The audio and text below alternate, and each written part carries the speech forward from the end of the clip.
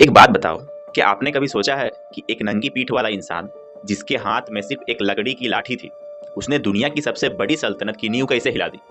लोग कहते हैं वो महात्मा था, कोई कहता है वो देवता था, और सच बताऊं, वो हमारी और आपके तरह ही कमजोरियों से भरा एक आम इंसान था। मैं ये कहानी आज क्यों सुना रहा हूँ, ये मैं आपको एंड में बताऊंगा, और विश्वास करिए वो रिवील आपको हैरान कर देगा। कहानी शुरू होती है 1888 में। सोचिए, जब एक आम हिंदुस्तानी के लिए शहर जाना भी ख्वाब था, सपने जैसा था। ये बंदा लंदन गया बैरिस्टर की पढ़ाई पढ़ने। फुल रईस खानदान, सूट बूट ऐसो आराम, लेकिन नियति को कुछ और ही मंजूर था। साउथ अफ्रीका में एक ट्रेन की टिकट ने उनकी जिंदगी की पटरी बदल दी। उन्हें रंग भेद के नाम पर धक्का देकर निकाल दिया गया ट्रेन से।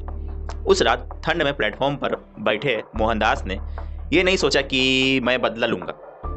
उन्होंने सोचा मैं ये पूरी व्यवस्था ही बदल दूंगा।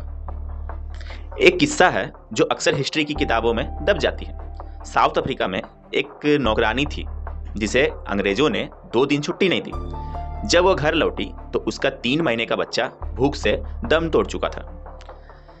उस माँ की चीखों ने मोहनदास के अंदर के बैरिस्टर को मार दिया और गांधी को जन्म दिया। उन्होंने जेल से ही लेटरिन साहब की जेल में मार खाई, पर वो झुके नहीं। 1915 में जब ये बंदा भारत लौटा तो ये वो सूट बूट वाला बैरिस्टर नहीं था। बिहार के चंपारण में उन्होंने बिना किसी हथियार से जंग जीत ली। टैगोर ने जब उन्हें देखा तो हैरान रह गए और उन्हें टैगोर ने नाम दिया महात्मा।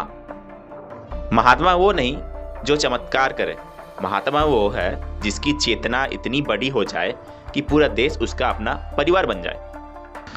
लोग कहते हैं गांधी ने हमें कायर बनाया। सीरियसली क्या यह सच है?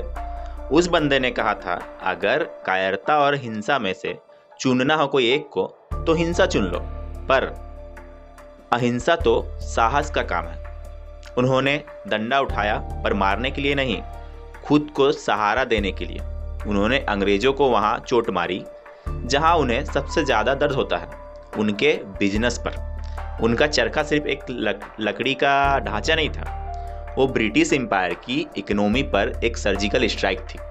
फिर आज़ादी आई, पर बंटवारे का बोझ लेकर जब पूरा देश आग में जल रहा था, तब ये 78 साल का बूढ़ा इंसान अकेला नवाखली के गलियों में लोगों के आंसू पोंछ रहा था। उन्हें बदनाम किया गया है, पार्टीशन की जिम्मेदारी ठहराया गया है, पर उन्होंने क्या मांगा? कुछ नहीं, ना राष्ट्रपति का पद, ना प्रधानमंत्री की कुर्सी। मैं यह सब क्यों सुना रहा हूं आज आपको? क्योंकि आज गांधी को गाली देना बहुत आसान है, पर याद रखना, गांधी कोई व्यक्ति नहीं, एक विचार है, और विचार को गोली नहीं मारी जा सकती। वो हमें बताते हैं कि अगर एक नंगी पीठ वाला इंसान सत्य के साथ खड़ा हो जाए तो दुनिया की सबसे बड़ी सल्तनत को भी घुटने टेक सकता है। तो सवाल ये है, क्या हमें इतना साहस है कि हम उनके रास्ते पर चल सके? पे खड़े हैं वो, आज कहाँ खड़े हैं और वो देश की तरक्की में क्या है हेल्प कर रहे हैं?